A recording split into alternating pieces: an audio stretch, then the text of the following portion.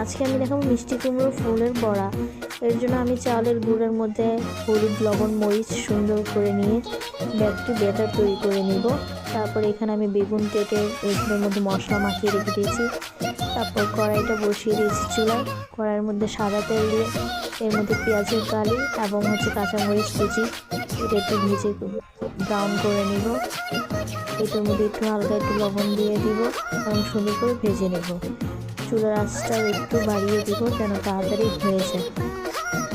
খুব সুন্দর করে ভেজে এরকম হয়ে গেলে আমি নামিয়ে নেব।